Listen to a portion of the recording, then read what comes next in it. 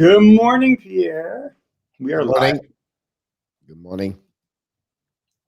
You seem very subdued today for having such a big win last night. Yeah, I'm working on that fun thing right now, so I'm like behind everything. I'm doing like the video of the day, everything like that. So yeah, but game number 5, and still happening with Montreal. We have to go one game at a time, like they said, and they survive and good performance overall. Like we said yesterday morning, Carey Price was the reason why they're going to win, but we did not never thought about the PK is going to be the turnover of the game last night, because honestly 0-5 at Tampa Bay and a big 4 minute at the end of the game and open up the OT. I believe it was the turnover of the game, honestly. Yeah, well, I think, first of all, you hit on the head. Carey Price, what a phenomenal performance. That's what they needed from him all along, was to kind of steal a game. I think I don't know what you think, but I kind of felt like the rest, first of all, seemed to help them a little bit. If you look overall, I think we requested at the same time, like you have no reason. You have to give the 4 minute at the end of the day against Shea Weber. It's unfortunately, but it could be the end of the end, right? At that moment, but you have to give it. That my problem was not the problem, but they should do the same thing like 2 weeks ago again. What happened to Carey Price in the face? They now call it, right? So that's something. I think what our limit is the inconsistency of the second period. I think Montreal at least a minimum at three ping. They could call one of them when they have like 0-5. But again, at the end of the day, it is what it is. They show up again, Montreal, with their PK. It was unbelievable. Goodrow hit the post at the end of the game over Carey Price on gate. You know what I mean? Like Montreal win, but you have to remember this part. I think Tampa Bay they dominate most of the game. Not most, but they dominate more at Montreal. 34 shot versus 21. The opportunity was like 12 Tampa Bay versus 7 for Montreal. They missed their chance at Tampa Bay. They hit the post on Brennan Point on the blocker. Then they hit the post behind that one over there. So, Tampa Bay overall, the forecheck still make Montreal trouble, honestly. But again, I just make the video about the reason why they win. But again, we have 2 players we forgot. One player is behind the bench. Dominic Trump did not hesitate to make some big change yesterday. Kokanemi, Mariel Gutterson out, bring back Jake Evans with Kulak and Romanov, and all 3 play major impact on the game yesterday. And then finally, I think one player have an amazing great night yesterday, Shea Weber. The Shea Weber play may be one of the best game I never see in the playoff. It was, listen, you have to put your head up last night, because he hit everything around him. He was hammering everybody around him. He's at 2 times Brendan Point. He got smashed by Shea Weber, and one time he missed him. Imagine he was like hit the train another time. But Shea Weber was unbelievable last night for me. I agree. He had about 7-8 attempt shot on the net. He did not reach it, but again, he was involved with everything around on the defensive side, on the offensive side. I totally agree with you, and we should get more into that, because I thought that all the points you hit on were really important. Just acknowledge a couple of our friends that are in the audience. First of all, we have Brad Marchand's son. It sounds like he had a night of partying after the game last night. Adam Berger's here. Good morning, Adam. And then our friend Stefan Manberg from Sweden says, good morning, coach. He says, hi, coach. And he also said, in game 5, it's going to be harder to win in Tampa home ice. So we can talk about that. Our friend, the Canadian Giant, is here. Good morning, Canadian Giant. And Brian, and I believe he usually has Minnie. I don't know if Minnie's in with him today. Chainsaw Man and Yarmo are in this morning. And then Not Fever. I don't know if that's what that means, but do you think it's Not Fever? I'm sorry again? Not Fever is with us this morning. Yep. How's he here in the morning with Chainsaw Man? It's a new one, Celestino Cuzas. Buenos dias. You'll have to tell us how to pronounce your name, Celestino. But thanks for joining us. That is amazing. Brian saying "muy muy" to Yarmo this morning. And Chainsaw Man says, I'm glad that Frenchie got his voice back because you were screaming pretty loud last night. I don't know. At some point, I was like, the 30, I don't know. My voice was changing, but I calmed down at the end of the show. It was a little bit better at that one. But yeah, my voice was a little bit changed on the game. But it was all good at the end of, at the end of the day. Yeah, we'll survive and then we'll go through that game and go number 5, like you said. And a lot of things about that game was a lot of action. At the end of the day, I was mentioning this. You have a big conversation, and I think one of you, I think Adam bring this, like Coach Frenchie, maybe Ronnie will show up this morning, explain his running again. What happening is at the beginning of the show, Ronnie was said we should put out Mike Bergevin. Well, Mike Bergevin was not good or something like that. And What? and he put me like not upset, but I was on fire after that. And I would say, yeah, give me 5 things he did wrong, and give me any other GM did not do any mistake. And I said, look, we're on the final right now. Right? It's like we have about 3 games, 4 games to win the Stanley Cup, and now you tell me Mike Bergevin is not good enough. I was not upset, but I was like on fire for about 2 minutes to bring to him. And again, he's okay. I respect his statement, but come on, we're on the final right now. He's on nomination, the best GM in the league. And now you tell me right now he should fire Mike Bergevin. Who can do better at that one of them? And then I was explaining what David Boyle did, like Peter Chiarelli and all his friend GM, like Doug Wilson, and all his friend trade in NHL turn around bad. And that's part of their job. They're not going to hit the target 100% all the time. I believe he did an amazing, great job. Yeah. He learned at the beginning. He did some mistake like everybody else. But if you look about his trade and all the draft pick, Michael, at the end of the day, it's not always him, right? And anyway, it's not always the team make great draft picks. So when you look about deeper, look, geez, like Anderson, Edmondson, Toffoli, Anderson, like, you know what I mean? Like what he bring on the table, the team he did, all the trade. Eric Stahl become a, leadership inside the look. Anyway, at the end of the day, it was like on fire last night again, that one. But again, I was right. Like, by the way, like our buddy, like Danko, Trent, he was there. I was like, calm down, coach. But I was fine. I was just trying to tell him,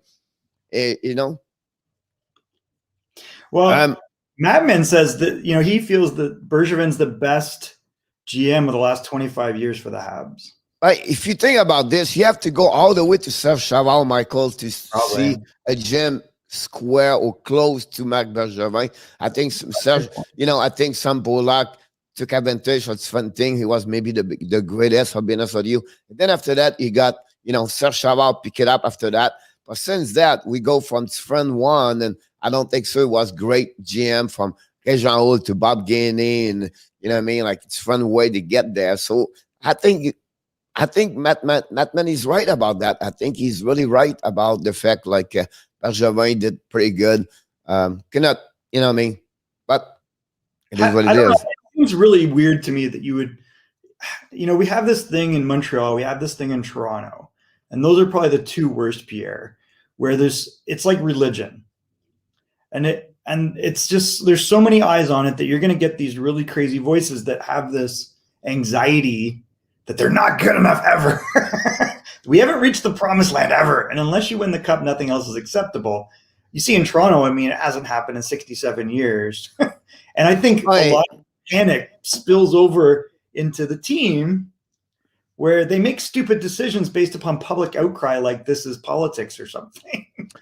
But that's the new society, right? It was before that. It was the same way, like in 1970s. It was just nobody know about that. We had no social media, right? So you do one move, everybody give you a response about that. But again, like you have only one win the Stanley Cup at the end of the day, right? You have 31 GM is not good. You have 31 good, not good coach. You have 31 not good goaltender. You have 31. You know what I mean? Like all the way like that. It's just like at some point you have to look. I think you have to go over it and just see all the job they do and reevaluate everything like that. Now, if we get eliminated first round, we did not make the playoff year after year, and I was that's another. But now we're on the final. I don't know. What do you ask for more? Like this was fun last night. This playoff right now, it's fun to watch. And we're losing tomorrow. It's okay. It's not a big deal. But geez, for 6 weeks, me, I'm on fire to see what they did. And Mike Bergeron is a piece of the puzzle. He's not the only one. You have to go with everybody around the players, the coaches, the staff, the assistant coach, the video coach, and the goalie coach, and the defenseman coach, and the physiotherapy, and the manager behind the bench, the team manager. It's a team. It's a concept. So, but again, that's what's happening. But exactly what I think is what I mentioned this last night. I believe me, Toffoli is hurt. Toffoli is not played the way we see him before that. I could be wrong. We're going to see a lot of story after the game, after the playoff at some point. You hear me was hurt. I was this, right? But I think he's not played like Petrie. We are hard on him. But again, Petrie still play with 2 spring fingers. He's not fixed right now, right? So he does not play the level he should play. Everything like that. So I make a video this morning on my video post game when I make all the goal, 4 goal happening yesterday on the ice. The reason what the players make a big thing about that, and what they do well, what they don't do well, what Suzuki have to get better, and why Jake Haven is so good. And I make that video, and I think it would be great to see that. I see I did a coaching style.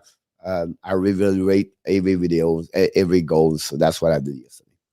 So the first thing you kind of touched on, there were some changes that were made. One was to sit Kotkaniemi and put in Jake Evans, and you kind of speculated that's what was going to happen. The other was to put in Alexander Romanov, and there's been lots of calls for that. And we saw a payoff immediately on both of those because I thought Evans played really well.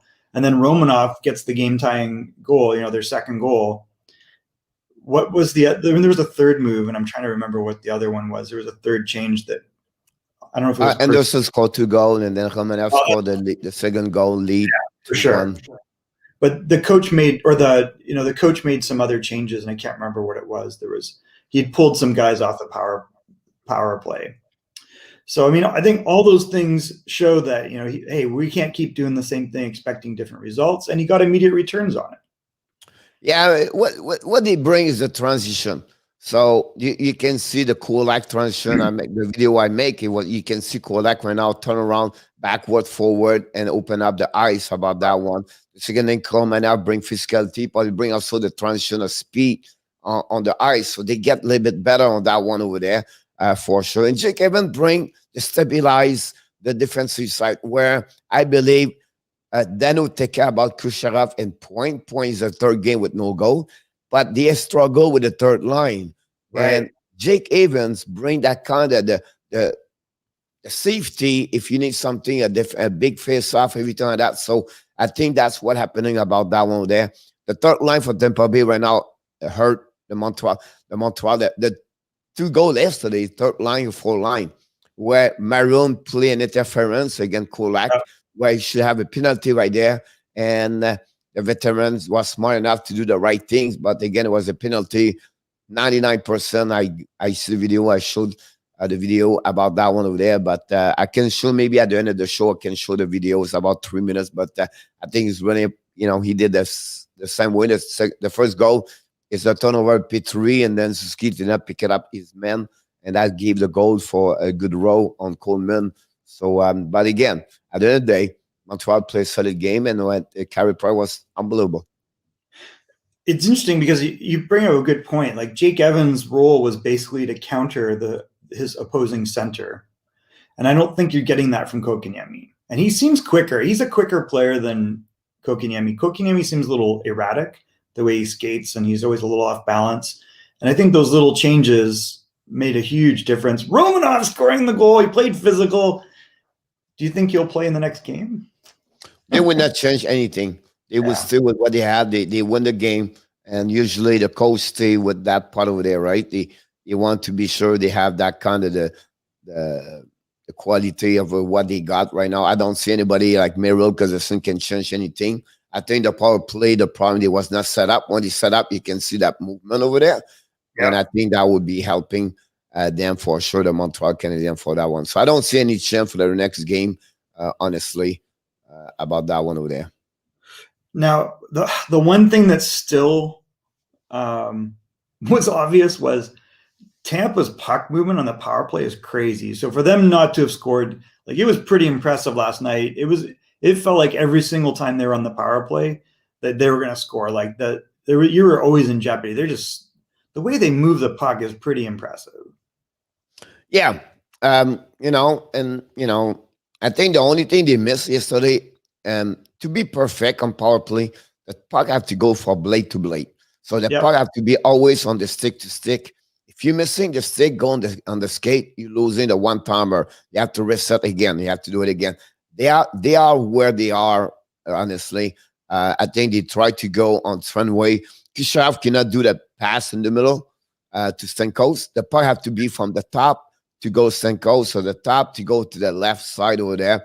And their second unit is struggled. Palat with Sergachev with Maroon. They don't do well. Now, they missed Killorn on that one, on the unit one. It certainly is right there, because that's the big bang play we play on the Kishav to the goal line to the on the bomber. They tried 2 times. One, they hit the post on that one over there. But otherwise, the stick on Montreal was unbelievable. The pressure they bring on them to rush, that's the problem. When you have an aggressive PK, so you're pushing the puck quicker, faster. And I think that's what Montreal have a good way last night to again them. But again, the 4 minute, it was unbelievable to watch them.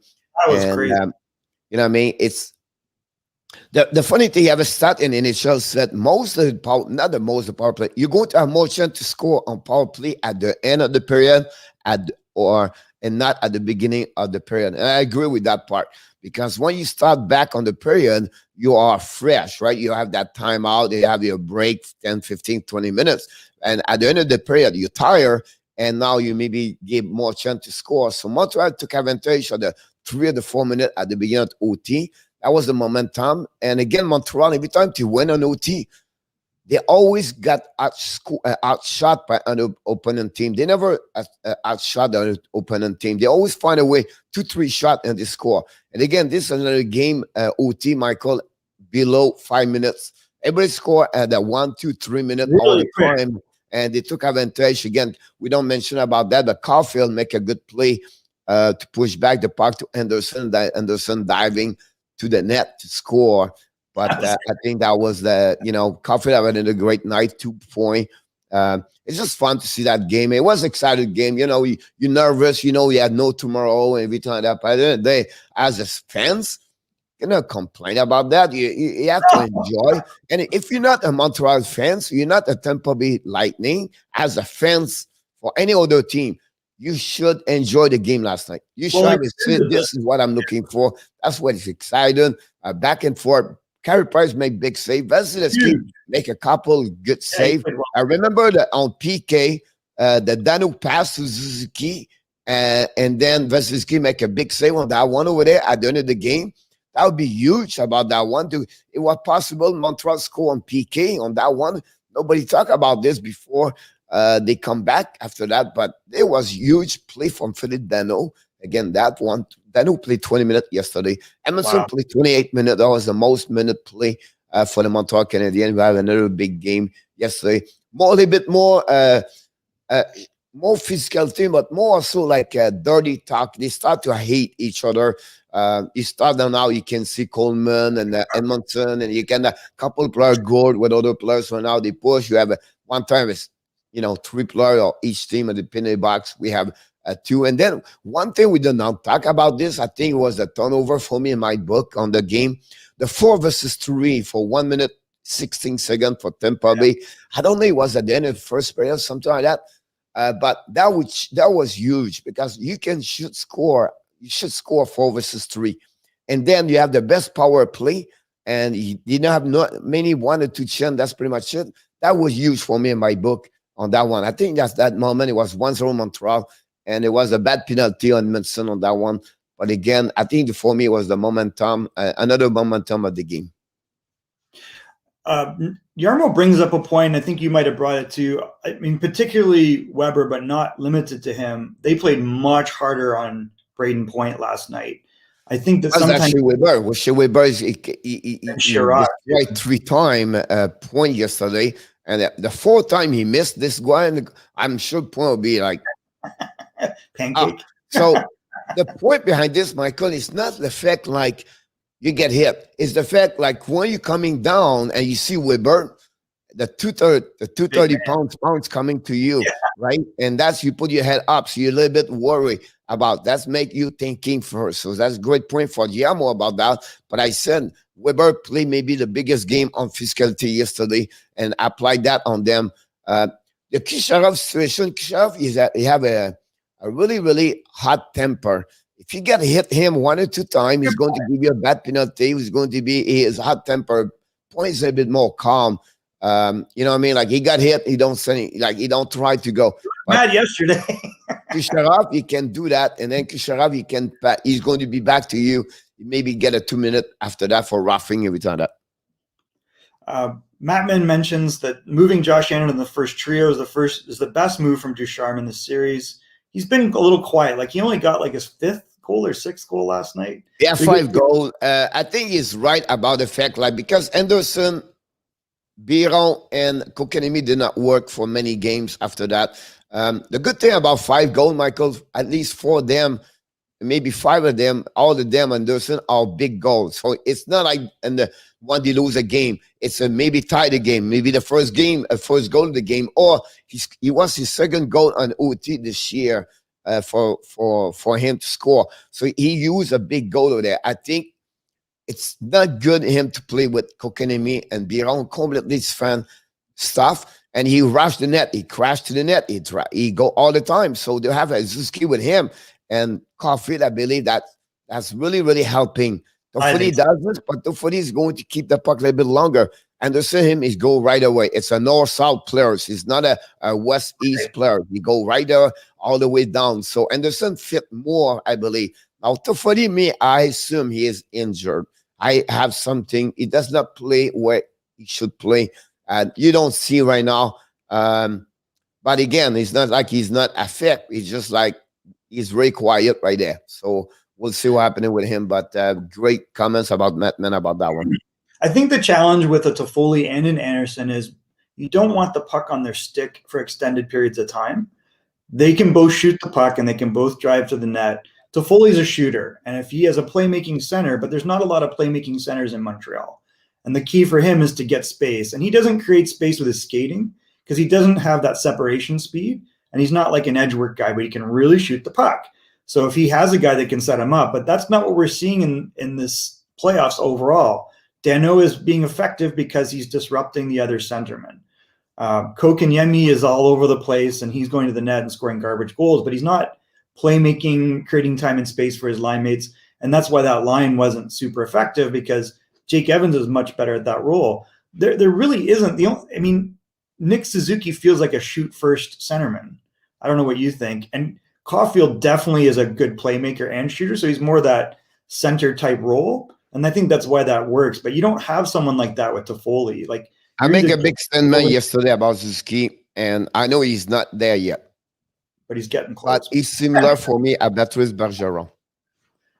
And really, when you go to learn a bit more, it's friendly. He's a type. He's the same size like Bergeron. He's not big, right? But he's smart. He's awareness. He's skill high. Bergeron is really skilled. Yeah. We don't give enough credit because the goal's coming to the left, to the right, right? But Bergeron is a really skilled, good hands, right? True. His speed is pretty good. But both of them are not a full speed like like Panarin or Kaprizov, but they are more smarter. They're holding the puck. They make a big goal, a big save over there, everything like that. But I don't know if I can share this to you. I will show it to you a video I created this morning, and you're going to see this ski what is missing. I don't know. I can get that. Should be able to share, no? Okay, I got it. Hold on. Video file, screen share. Our other friends are in here, by the way. 123, Mr. Fred. Thanks for joining us this morning. We also had, I don't know how to say your name, Pharrell Among Us. Thank you for your comment, because this is a great point, because Caulfield gets 2 assists last night, and I think that he makes a huge difference. Even though he's on the wing, when pucks go through Caulfield, he can set up his line mates or he can finish his own shots. He creates time and space with speed and smarts. And I think you're right. Like, Suzuki isn't that type of player. He doesn't have breakaway speed necessarily, but he's got enough to create room and he can really shoot the puck. Let me know if you can see it. There you go. All right. So there was the goal yesterday. I'm going to give you 1 minute. All right. This is the first goal of Romanov. You see, this is Jake Evans, Michael. Look, he sees Vasilevsky is going to run the puck. Yeah, Biron pinch on the Cernax. He's going to go on the forehand, not on the backhand. He read this. So now he's thinking, wait a minute, I need to check right there in the corner. So look what happened after that. He's going to get there. And then the second, he pick up the puck right there. So puck retrieving from Evans. If Evans don't do that, it's what happened right there. It's Romanov cannot get a puck. So look, the puck go to Romanov. Romanov shoot the puck. But look what Likanen's going to do after that. Screen Vasilevsky. And without this, no go. So it's even smart to be aware. And Likanen go right there. And you see that goal over there. And that's make that part. Now, this is what I want to teach you about Suzuki, the problem. But the first, this is a turnover by Perry. Great play to Ryan McDonald right there to pick up the puck over there on the blue line. He anticipate that play over there. But I'm going to show you why Caulfield Suzuki have to get better. The puck go right there on that side over there. Gort's going out. Caulfield see the Coleman over there. Emerson pick up Coleman. And then Petrie turn around, coming back McDonald. We have no urgency, no problem there. Now let's move on a little bit farther. We're going to see the next thing after that. Now now the picture is changing. Emerson get Coleman. Petrie is with McDonald. Now Caulfield is look to the puck. Look behind him. It's Goodrow. Caulfield, he should pick up him. He does not get him. Now, can you see Suzuki on the bottom? Behind Coleman, behind Goodrow. Suzuki is really at the bottom of the big square black right there. He's right there. That's what a problem of Suzuki. And I will tell you why. We cannot see because it's not a video, it's a picture frame. All right, start here. See Suzuki right now with Goodrow, Michael? He's not between him and the net. No, he never skate, he's never make any stride. He follow with gliding. Now, the biggest problem I'm not happy is Petrie. Look, Petrie right now is with McDonald, but look a stick of Petrie wrong side. Up in the air. Petrie should be on the left side under McDonald. Does that make sense to you? Yeah, you want the defenseman go from the inside out, not from out in. And you in front of the net. So Petrie make a big mistake over there. But Suzuki don't follow Goodrow because he's gliding. The fact is gliding, and many kids does this, many players does this. The fact is gliding. He's losing the speed of Goodrow over there, and boom. Now it's too late for Suzuki. He's behind Goodrow. He lost about 2 feet behind. But if he was skating with Goodrow, he will not score. But that was the goal. This is Maroon score, Michael. Look, the interference right here. Can you see it? He just touching Kulak. Just this touching there. Helping it right here. Look, happened after that. Because he touched him, he's making it. He keep the space between him and Kulak anymore. Now Kulak chased Maroon, but it was a great play of Maroon to do that. It was too late to Kulak to come back. But again, the veteran made this possible. And Kulak was too late, but this is about what Maroon did at the neutral zone to have that one over there. So that's what make the difference between what's going on the ice, between the technical, the way sometimes we don't see a goal. We're just thinking about one specific players. But Jake Evans make an amazing, great play. Likanen screened the game, the shot over there, and that's how it works. Yarmo asked if there were 6 players on the ice. I don't know which play. I'm not sure. Oh, you talking about Tampa? Yeah. Gourd was going out about that one over there. It was close to the bench. I think the referee let it go. But I think that's the way the one you're talking about, Yamo. Interesting. That's so he says 6 Tampa players. Great analysis, though. And I think you're right. Like, those are those little details that make such a huge difference. You can't be gliding back into your zone when the other team's rushing your net. You've got to move your feet and get between him and the net.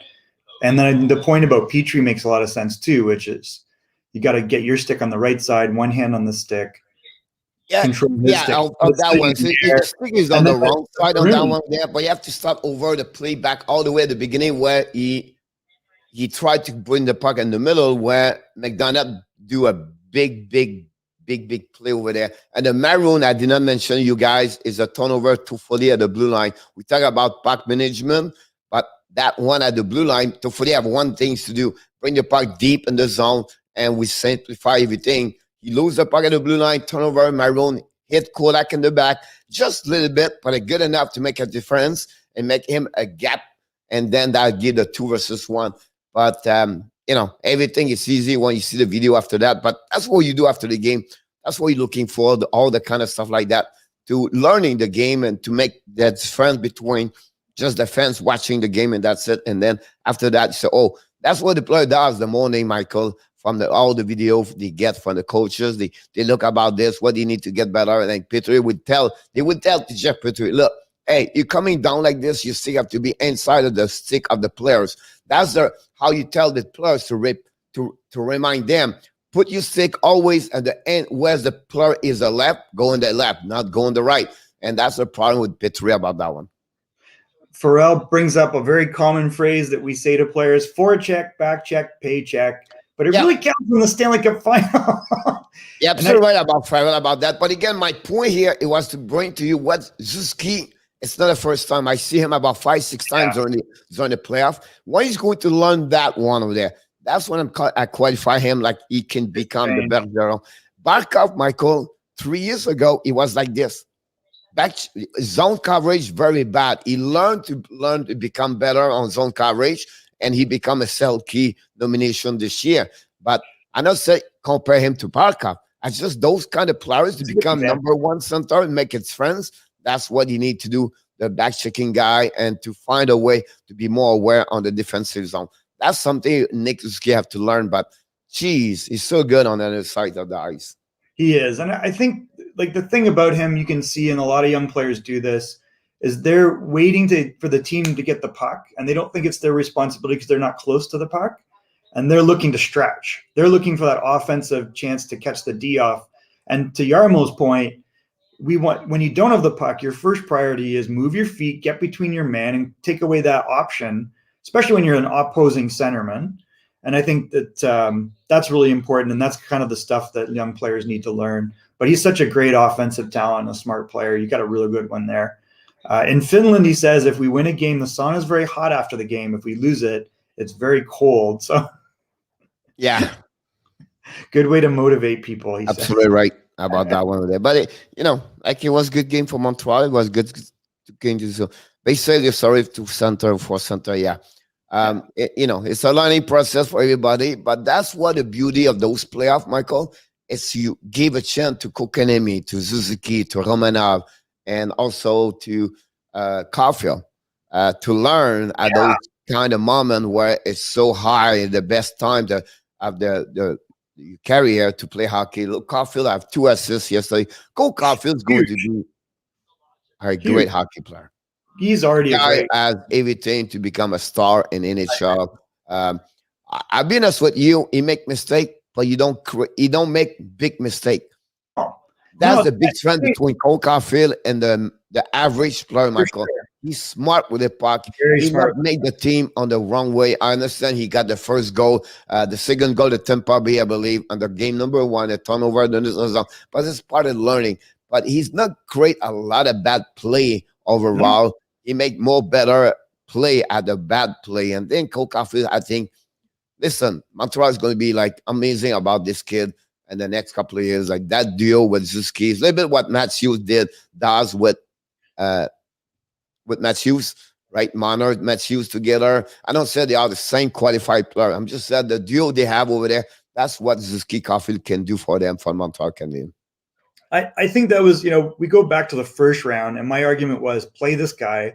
And we had that discussion on Habs Live with Dale Weiss, and Dale said, oh, he's a liability. And I'm like, where though? I don't see that. And I think we're seeing it more and more. Your point is right on. He manages the puck extremely well, and he's not throwing it away out of panic. He's very comfortable with it in tight. and he's always trying to move it forward. He never completely loses a battle. And I think look, the first goal. We talk about Suzuki was patient. He let Savao diving down, right? But the play start, Michael, at the blue line. The Suzuki passed to Caulfield. Now Caulfield buy the time for the defensive player for Tampa, buy it. When he buy it, he passed back to Suzuki. That gave him the space to skate all the way down, and then Savao diving. That's game now. If you see this game, I do it again, that goal. But if you watch this goal of that one, you're going to see all 4 players for Tampa Bay, they are unemphasized by the puck of Suzuki. And the Anderson coming back behind Gord and going in front of the net, it was too late for them. But again, it's a everybody make mistake, right? But it's fun. Sure. That's what I said. I cannot predict any game. I'm bad. It's 3-2 Montreal or 6-1. I'm not good. But analyzing game like this, I will do this all day long. And the video by second and the video like that, that's what I love to do. And that's what the beauty after the game is, to watching the analyzing the goal and the face-off, the play system, everything like that. But again, Suzuki is a star. He's going to be a star. Caulfield is going to be another star. Montreal have a good young players over there for sure. They absolutely do. We have a few friends that joined us. Johnny Golden saying Suzuki has high hockey IQ, which I agree with. Bro Gaming Channel says he's predicting the Canadiens will tie. I have no way to predict these things. I think it's going to be very difficult for them, but I'm glad that it got extended. That's the most important thing. Scott Parker, it'll be very hard. It'll be very hard. I hope they will. You can't worry about next game and win this game, right? But again, this is the David again versus Goliath right now is going to be huge at the home and not at the home.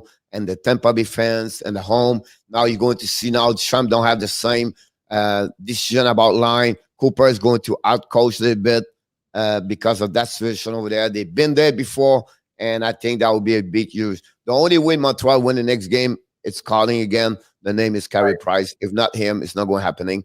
The only thing is a little bit encouraged. Vasilevsky have 2 average game, Michael. He did. Yesterday, 85.7, I believe, is goal save percentage. Did not do well. The game number 4. And he did absolutely amazing. Game number 2, he stole the game over there. So that series could be 2-2 at the end of the day. But again, Tampa Bay did not lose, Michael. They are 9-0, 10-0 right now. After they losing a game, they win the next game. So see Tampa Bay losing back-to-back game. It's not happening right now. So we'll see what's happening. They need a first, right? And we hope the season extends. I hope they win the next game. Scott says something that I think is important: score first and don't turn over the puck. And he thinks they'll win. It's not a given, but it helps a lot. Yeah, for Scott Parker, I would say to you, and I agree with you. One stat Montreal struggle, Michael, since the beginning of that playoff is a turnover, or it's called giveaway of stat. They are an average of 22, 24 per game. You cannot do that again, Tampa Bay. You're going to pay the price. They pay the price for game number 1, game number 2, game number 3, and they did not do yesterday, but still they gave away 20 puck yesterday, Michael. You cannot do that if you want to win because you're going to pay the price again, and that's what a good comments from him. But if Montreal can stay under 15, did not happen yet, better chance on Montreal to win those games, everything like that. And the reason why they got those more turnover, Michael, gave away puck, because the pressure of the forechecking, we don't give enough credit of the forechecking of Tampa Bay on the defensive side of Montreal. They are always a white jersey on their face. If it's not Palat, it's Gord. It's not Gord, it's Goodrow. It's not Goodrow, it's Maroon. It's not Maroon, it's Colton. If not Colton, is Tyler Johnson. It's always someone. And after that, Michael, they get their pinch from the board, from the defenseman. So what happening right there? You get pressure and you give away the puck. So it's just normal to do that. It's just like every time they feel like they do this, they got a goal back in the net after that. But that's normal. But follow what Scott said. That's the reason why they give a lot of puck with turnover. The pressure is unbelievable. We don't give enough credit for John Cooper on that system over there. We only see the goal, how many goals he does, but the goal they do it's coming for a lot of time by the pressure. Look how many times in Montreal the defensemen they are on the face is always on the glass. They're always on the glass because the pressure is coming hard on that part over there. Gaming with Eeyore. Eeyore is a fan of Tampa. Obviously, he says Tampa's way stronger physically, and they have a better strategy. Just they want to take the cup home. I don't think they purposely lose any game. We know they're a bigger team and a more talented team, and they're the Stanley Cup champions, right? So this is definitely an uphill battle. They have not played poorly. I mean, I think the bounces went the way of Montreal last night. They got a great performance from their goalie. Yeah, they what they did, right? I think their first game was great. The second game they didn't do well. The third game they did enough to win. Yeah. Right. And then yesterday, I think they have a good game. It just did not score. Yep. Because Carey Price was better player on the ice yesterday. That's the reason why they lose yesterday. If not, they will go that. Now, that's the reason I believe. And then you have to give credit for Montreal what they did on PK in the first line, cover like Dano, every time that, so that's what.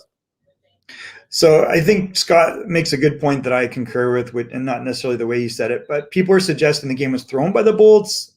I mean, so they could win in Tampa. I just don't see this. We've seen, did they not win on the road last year?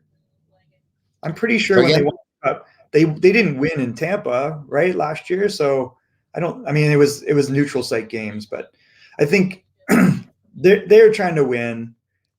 I think they are professional. They can tell you that. I can tell you that. Can tell you that. John Cooper did everything to win this game last night. Absolutely. John Cooper have too experience in hockey to let Gabe slip a game because we have to win for the Maroon and Tampa. So they did everything about that one over there. And he said after the game Friday night, Saturday, recovery day. Sunday, preparation day. Monday, game day. So you can see those kind of mindset they are, and they are ready. And I think one player we don't mention a lot at that Tampa Bay Lightning, Michael, because he don't score a lot, but it's Rand McDonagh. McDonagh is an ex-captain in hockey, right? Yeah. He's been captain before that in Rangers, every time that he'd be a part of the leadership. And behind those big names, always couple of players step up inside the locker room, does a good play, smart. McDonagh is one of them inside that locker room. And I think we don't have, we talk about underrated players sometimes. I think McDonagh, behind that big dynasty hockey player they are right now, I think McDonagh should get a little bit more because he played behind Edmund. Nobody talk about McDonagh, right? So phenomenal year.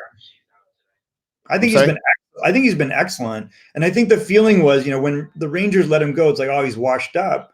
But that wasn't their motivation. They gave up a very good defenseman. And I think he's gotten better playing with stronger players in Tampa. But he's very important. And, he makes like 6 or 6.5. I don't think that he's overpaid. Not at all.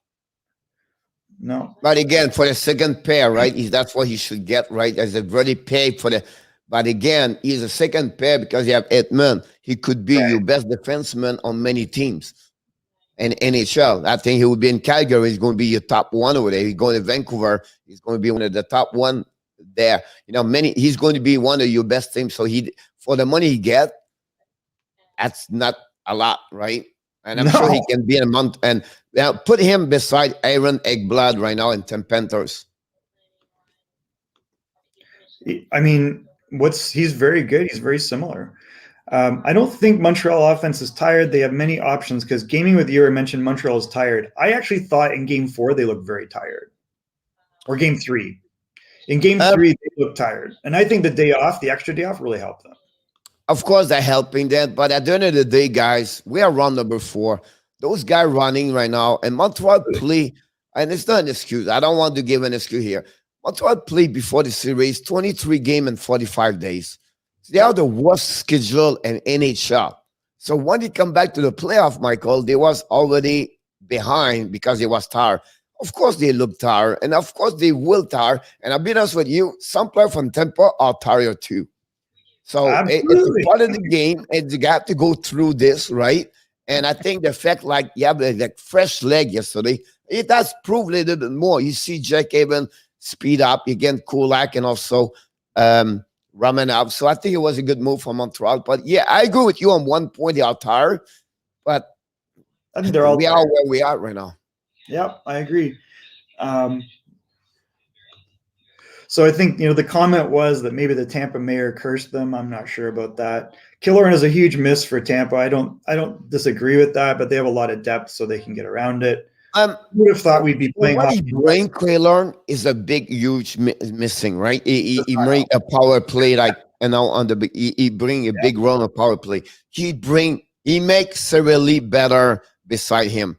I think Cirelli missing more Killorn, and Stinko is quiet right now. He's very quiet. That's what right now, that line, right? So that's what Killorn does. You have a great playoff. You have 9 goals, 8 assists, or 8 goals, 9 assists. So it's huge what you're missing, Killorn. That's not because of him, right? But it's one of the big role, big asset inside that team. So I agree with Yamo at that point, but not only one make that's friend right there. But we have about 10 minutes left. I do want to touch on some other stuff. So we have the next game. I think we have to go with a lot of people said a lot of work there. So I don't know if you're going to go quicker all the way. I've shown them all, actually, Pierre. I didn't comment on them necessarily. But so, yeah, I mean, I think Yarmo's agreeing that the extra rest helped out. And I'd mentioned that CK was saying that Tampa's mayor cursed them. I'm not sure about that. Killorn almost always makes points in front of the net, which I think is what you're saying. Do we all agree the ability to play over the cap in the playoffs needs to be eliminated before next season? That was something you would bring on the table. But again, the NHL play a big role about that. The reason to do that, because that gave them another player to have more salary, open up more job as a hockey player, professional player, everything like that. That's the reason to do that. And that's the reason they play 81. And unfortunately, you have 2 players going to LG on the long term. That hurt at some point. But again, they have a way to fix this for sure. And it's not new, right? Nobody talk about Chicago Blackhawks won the Stanley Cup. Yep. You know what I mean? But they use it. This is what it is. Gaming with yours says he's going to go to the Game 5. Will there be a Game 5 in Tampa with the Hurricane? Some gaming, and also Brad was at the game before that yesterday. So good for them. Mine Tyrus was at game number 1. So it's good to see those guys inside the family here to go to game live. So that's good for them. Our friend, I don't know if he's still in, but Michael Rosenblatt had made a comment earlier, but he's like way back there now. So Michael's in, and we had acknowledged also our friend 123, Mr. Fred, Canadian Giant's been here today. Joseph said good morning earlier, and our friend Dang is back. So he was trying to calm you down last night on when you got into it with Ronnie, I think. Yeah. All right, so there are a couple of things that do we leave Toffoli on the same line for Game 5? I don't know. I think the issue with Toffoli is what I say. I realize people think he's hurt, and he might be. I know them, but I'm sure he won't tell me anything. I would not move anything right now. The 4-line play well, and I think that would be. I would not do anything about that one over there. Yeah, no hurricanes. There's tropical storm. Nothing's going on here in Miami, so it's not like. I've been there, and for me, when the weather tell me something, I don't turn. They are 99% wrong about that. All right, a couple of things I want to note before we close out the show. William Eklund, the top prospect out of Sweden. We know he's kind of ranked anywhere from 4th to 10th. I have a feeling he might move up, Pierre. He wins the McGuire Award, which is an award for character, competitiveness, and athleticism. Do you think that he'll move up in the draft? He's going to be a top 8, but again, Eisenman, he pick what, 6th or 4th? 6th, I think, yeah.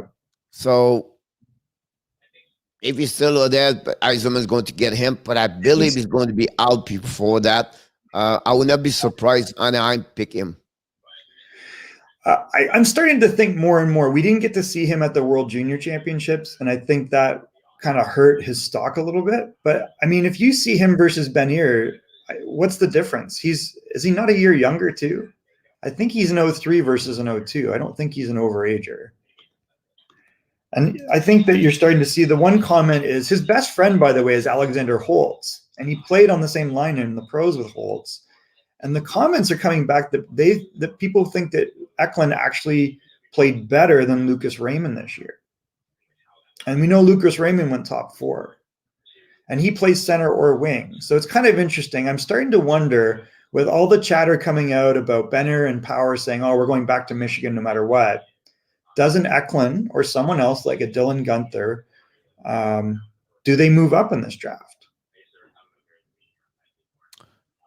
Or a Luke Hughes, for that matter. You have 2 players going to go up, a William McGlynn and Brent Clark. And I wouldn't be surprised both of them are the top 6 of the next one over there. And every year, Michael, I always wanted 2 players drop a lot, like Cole Caulfield. That's another one over there. So a lot of players go down. So I'm going to be surprised like Edvidson or Bernier or, I'll try to get another one on my mind, but they can drop a little bit lower because those stock markets growing better and better at the end of the show. So at the end of so it would be interesting to see that. I think that when we do the draft, the guy for me that's really, really interesting is Mason McTavish.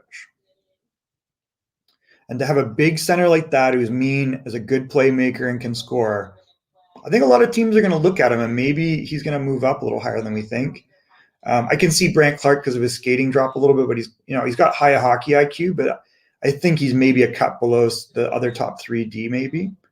But it's going to be interesting. Adam asked about, could Anaheim get rid of Getzlaf? Well, his contract is already up, so he's an unrestricted free agent, Adam, is my understanding. Maybe he'll stay. I can't see him wanting to play anywhere else.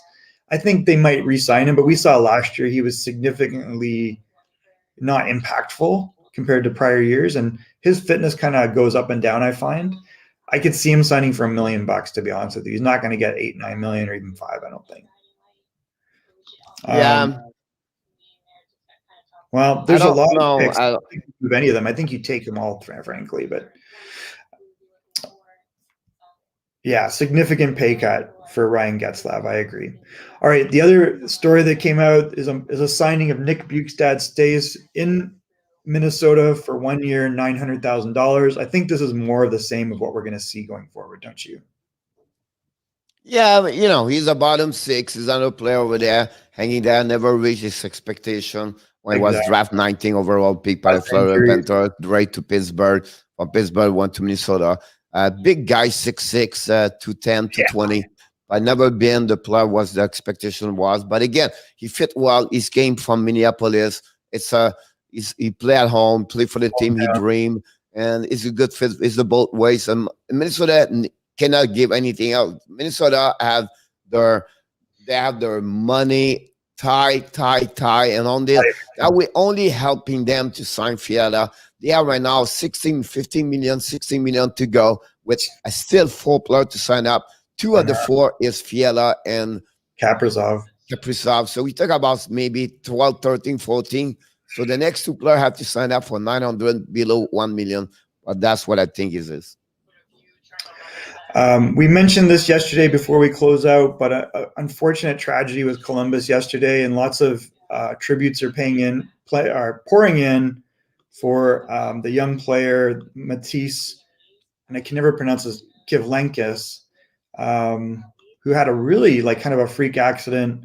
So our thoughts go out to his family, all the Columbus fans, and really the Columbus players and the players that have played with them. He was just a young guy that had a really unfortunate accident during fireworks. So very sad about that. And I know we acknowledged it yesterday, but I'm still kind of in shock over this one. So I just did want to bring it up. Pharrell says, where does Hyman end up is kind of the final question we'll wrap with. If Pittsburgh open up money, Pittsburgh. That's an interesting place. Do you think that he would fit? I mean, I think, first of all, that is the type of player that we don't think about, but that really fits in Pittsburgh, where he goes and gets pucks. He can score when he gets opportunities. We see other players like that excel in Pittsburgh, and we don't really acknowledge that, right? The only way to do that, Michael, they have to move out Jason Zucker. And that will be something you have to look. And I think they can, like I said, mentioning about you, maybe go to Seattle with Marcus Peterson. That's the only way they can get that style of the player like Eamon can add over there. So it will be interesting. But I really feel he fit well in Pittsburgh. He need to get. He cannot become the best player. He cannot be your best two player. No, he need to be the third, four on your team. If you do that, that'll be one. Panthers could be another one over there. I think he would fit well in Pittsburgh and Florida, but Florida have to pay the next couple of years, everything like that. So that'll be money-wise, could be a problem over there. But they have to get that kind of team. He has to be. If not, it's not going to work. He's not going to get there over there. I would not be surprised, Islanders, but Islanders have problem with the money over there. Colorado will be another big place to go. I don't know if they have enough money over there. I mean, do you think Florida would be a fit for him? That's where he was originally drafted. It would fit well because now you have like that kind of the Barkov, all right, Verhey, everything like that. And then the second line, you have that kind of plus like Inman with Bennett, can be with Huberdeau, everything like that. So you get now two solid line over there. A type of player you need, Grander, everything like that we have.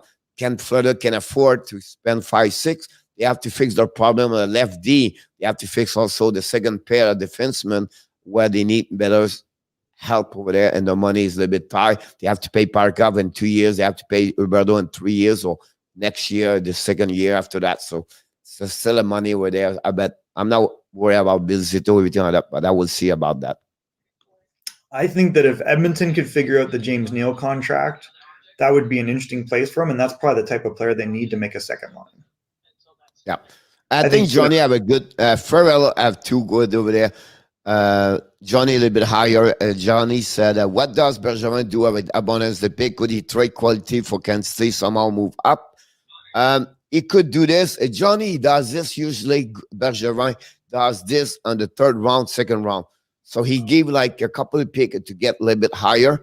But again, you never know until what you see on the board, what's coming for players. So it's very hard to talk about this, but yeah, he can mix because those guys, Michael, have 12 picks. You mix two pick, example, like the 87, 65, and then you drop to 54 or something like that. That's could happen about that one over there for Johnny. About that one over there, but that he's been there before. He did that before, and I agree with you about that one over there. For it would go everything. Now the Montreal signed Dano Armia, right? They let go Tatar. I believe Tatar should be him. He should be with Edmonton. I see Tatar with Edmonton third line over there. That'd be good over there to get there. Man, I'm sorry again. I honestly don't like him in Edmonton. I think that's a mistake for them. He's the guy who's going to score 30 goals. But, I think the problem with him, you're seeing it with Montreal. They don't miss him. And Edmonton doesn't need any more passengers. You're right. They do need They more don't goals. have no power. They miss a one top six over there. They don't have any. True, so that's how when you use him, Michael, is you can get third and second. He's not a regular top six over there. But he's a guy who can score. Problem we get, you have Kyle Turris, you have James Neal over there. So that's the problem. You got to get rid of those contracts. Get out before we get Tatar. But again, that's my point. Like a type the guy can bring 20, 25 goals easily. And I think they gave too much money occasion again to get that kind. And I said that's a resolution because when you get the playoff, you need Tatar disappear on the playoff. I understand that part. But you have to go to that playoff. It will bring you like they did. And that's the reason why Montreal is there, because Tatar had only 10 goals this year. But as a player, he was doing well with Dano and Gallagher. But I agree with you. It's a 15, 20 goal if you do that. But again, he can help in the offensive side. Nashville, he could be a good fit over there.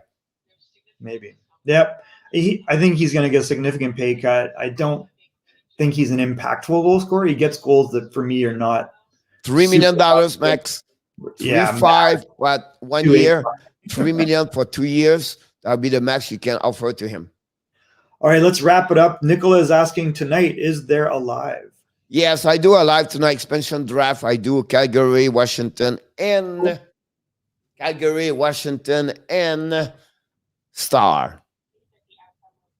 So what we do, Michael, is like we select one players at the end of each team, and we put them on the board at the Seattle Kraken. So at the end of 2 weeks, we go to build that team for Seattle Kraken. So we said, Love look, it. that's the team we think, and we'll be off at some point, of course, because so many things kept happening from today until that expansion draft. But that gave you a good exercise What time is that, about Pierre? that. We'll go to review the game, and I'm going to show everybody. But I make a big video. It's going to be on the next hour. Something you should look about that. I think it's a great video. Like I teach people this morning.